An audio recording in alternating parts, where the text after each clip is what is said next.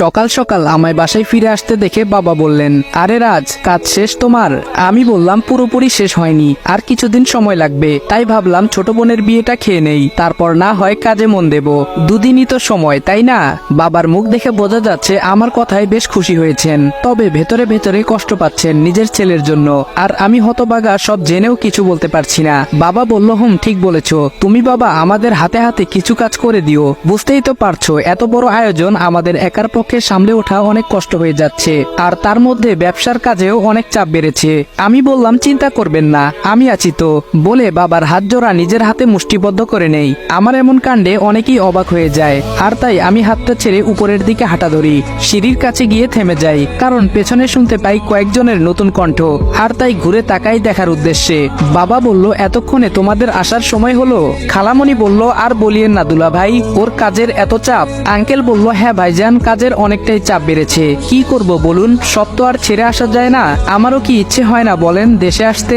এদের কথা চলতে থাকে, এর মাঝে ভাইয়া ভাবি এসে সবার সাথে কুশল বিনিময় করে নেয়। মা তো এতদিন পর বোনকে পেয়ে আনন্দে আত্মহারা হয়ে পড়ে। ওদের কাহিনী দেখে আমার চোখ দিয়ে কিছুটা পানি চলে আসে, যা সবার অগোচরেই মুছে নেই। আমি উপরের দিকে পা বাড়াই, পেছন থেকে কেউ আদি ভাইয়া বলে ডাক দেয়। নামটা শুনে আমি চমকে পেছনে তাকাই, আর দেখি সবাই কেমন অবাক হয়ে তাকিয়ে আছে, একবার আমার দিকে তো একবার নিশির দিকে।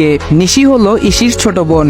নিশি বলল, তুমি নিশ্চয়ই আদি ভাইয়া, তাই না? আমি কি বলবো বুঝতে পারছি না, আর সেও আমার উত্তরের অপেক্ষা না করে গড়গড় করে কথা বলেই যাচ্ছে। ওরই বা কি দোষ? ছোট মানুষ, তাই এত প্যাচগোজ বোঝে না, হয়তো কোনোভাবে আমার সম্পর্কে জেনেছে।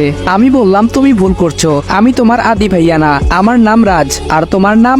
নিশি কিছুটা অপ্রস্তুত হয়ে যায়, আমতা আমতা করে বলে, আমি নিশিতা জামান। সরি ভাইয়া, আমি বুঝতে পারিনি। আমি বললাম, ইটস ওকে, বলে সেখান থেকে চলে আসি। বাবা মা বোন এসেছে, অথচ ইসি গেল না কেন? ইসি কি বাসায় নেই? নিজের রুমে ঢোকার আগে একবার ওর রুমে উকি মারি, ওই তো ল্যাপটপে কাজ করছে। নিজের ফ্যামিলি এসেছে, অথচ কোনো ফিলিংস নেই, ব্যাপার কি? আমি আর কিছু না ভেবে ঠোঁট বাঁকিয়ে নিজের রুমে চলে আসি। রুমে এসে ফ্রেশ হয়ে বিছানায় শুয়ে আছি। একটা কথা আমার মাথায় আসছে না, নিশি কেন আমাকে আদিব ভাইয়া বলল? আমি নিশিকে দেখিনি কোনো সময়, ওর জন্মের আগেই চলে গেছিলাম। সবার কথা শুনে জানলাম ওই ইসির বোন, তাহলে ওর তো আদিবকে জানার কথা না। প্রশ্নগুলো রয়ে গেল মনে, উত্তর নেই। যাকে নিশির সাথে কখনো কথা হলে জেনে নেব, এখন এই চিন্তা বাদ। তাই উঠে নিচে গেলাম, বাবা আর ভাইয়ার হাতে হাতে কাজ করে দিচ্ছি। সবাই ব্যস্ত, এত ব্যস্ততার মাঝেও খেয়াল করলাম ইসি সবাইকে এড়িয়ে চলছে। সবাই বলতে ওর বাবা মা আর কি, উনাদের মনটা খারাপ হয়ে গেল, আর তা দেখে আমারও খারাপ লাগছে। দেখতে দেখতে সন্ধ্যা হয়ে গেল, শুরু হয়ে গেছে হলুদের আয়োজন। ছেলের বাড়ি থেকে কয়েকজন এসেছে হলুদ নিয়ে, তাই সবাই ওদের নিয়ে ব্যস্ত। ইসিও আছে এখানে, তবে খুব চিন্তিত। কি নিয়ে চিন্তা করছে ঠিক বুঝতে পারছি না। কিছুক্ষণের মধ্যে হলুদের অনুষ্ঠান আরো জমজমাট হয়ে ওঠে। সবাই ভীষণ খুশি, আনন্দ আর হৈহুল্লোড়ে পুরো বাড়ি মুখরিত। এখন সবকিছুর মধ্যেই একটা ঘটনায় আমার খুব খারাপ লাগছে, চলুন সেটা দেখি। নিশি বলল, আপু পাপা তোমায় ডেকেছে। ইসি নিশ্চুপ। নিশি বলল, এই আপু। ইসি বলল, যা, পরে দেখে নেব। নিশি চলে যায় আর নিজের কাজে ব্যস্ত হয়ে পড়ে। কিছুক্ষণ পর আঙ্কেল বলল, ইসু একটু শোন না মা। ইসি বলল, বলো। আঙ্কেল বলল, এখনো আমাদের উপর তো রাগ কমেনি। ইসি বলল, এখানে এসব বলার জন্য ডেকেছো? আঙ্কেল বলল, ভালো লাগছে না মামনি। ইসি বলল, দেখো পাপা, বাদ দাও পুরনো টপিক, বলে ইসি এখান থেকে চলে যায়। আমি বুঝতে পারছি না ব্যাপারটা আসলে কি, তাই আবার কাজে মন দেই। কিছুক্ষণ পর আমার হাতের কাজটা শেষ করে আমি ইসিকে খুঁজতে থাকি, কিন্তু কোথাও নেই। ছাদে দেখে আসি বলেই ছাদের দিকে গেলাম।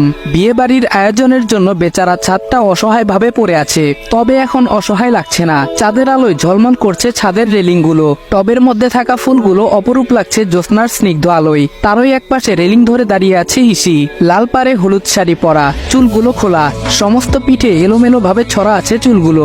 সাধারণত পুলিশের দায়িত্বে থাকা মেয়েরা কতটা সুন্দর সেটা বোঝা মুশকিল হয়ে পড়ে তাদের কাজের ভারে আর পোশাকের আড়ালে। অনেকক্ষণ থেকে আমি ওর পেছনে দাঁড়িয়ে আছি, কিন্তু আমার দিকে খেয়াল নেই। আমি গলাটা হালকা একটু ঝাড়া দিলাম, কারো গলার শব্দ শুনে পেছনে ফিরে তাকায়। আমি একদম কাছাকাছি থাকায় ফিরে আমার মাথার সাথে ওর মাথা বাড়ি খায়। আমি বললাম, বাবা গো, মা গো, মেরে দিল গো। ইসি বলল, আপনি এখানে কি করছেন? এতটাও লাগেনি, এত সিন ক্রিয়েট না করলে ভালো হয়। আমি বললাম, একই প্রশ্ন তো আমিও করতে পারি। কপালে হাত ডলতে ডলতে কথাটা বললাম। ইসি বলল, আজব তো, আপনি রাতের বেলায় ছাদে কি করছেন? আমি বললাম, ভাড়া দেওয়ার সময় তো বলেনি রাতের ছাদে উঠা যাবে না। ইসি বলল, যত সব ফালতু লোক। কথাটা বলে ছাদ থেকে বেরিয়ে যাচ্ছে।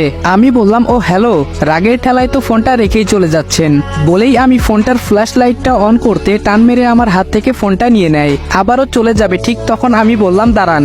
ইসি আমার দিকে আবারও ভ্রু কুচকে তাকায়। আমি বললাম একটা কথা ছিল আপনার সাথে। ইসি বলল, ওহ, তার মানে আমাকে ফলো করেই ছাদে এসেছেন? আমি বললাম এরকম বলতে পারেন। ইসি বলল, তা বলুন কি বলতে চান? আমি বললাম জানি না কথাটা বলা ঠিক হবে কিনা, তবুও বলছি, আপনি আপনার বাবা মায়ের মনে কেন কষ্ট দিচ্ছেন? ইসি বলল, হু আর ইউ? আমি বললাম দেখুন আমি জানি আমি কেউ না, কিন্তু আপনার ব্যাপারটা ঠিক করেননি। ইসি বলল, just shut up, don't cross your limit. যা বলেছেন বলেছেন, দ্বিতীয়বার যেন না শুনি বলেই রাগে গটগট করতে করতে বেরিয়ে গেল। আর আমি বোকার মতো চেয়ে রইলাম। কিছুক্ষণ পর আমি নিজেও বেরিয়ে পড়ি। রাতটা পেরিয়ে যায়, অনেকেই ঘুমিয়েছে, তবে আমার ঘুম হয়নি, তাই জেগেই ছিলাম। ফজরের নামাজটা রুমে পড়ে নেই, তারপর একটু নিচে যাই। যে যেভাবে পারছে ঘুমাচ্ছে। ইসি ও সোফায় ঘুমিয়ে আছে। সবার শোয়ার স্টাইল দেখে আমার মন খুলে হেসে গড়াগড়ি খেতে মন চাইছে, কিন্তু না, হাসা যাবে না। আমি বাইরে বের হই, সঙ্গে সঙ্গে আমার ফোনটা বেজে ওঠে। এত সকালে আবার কে?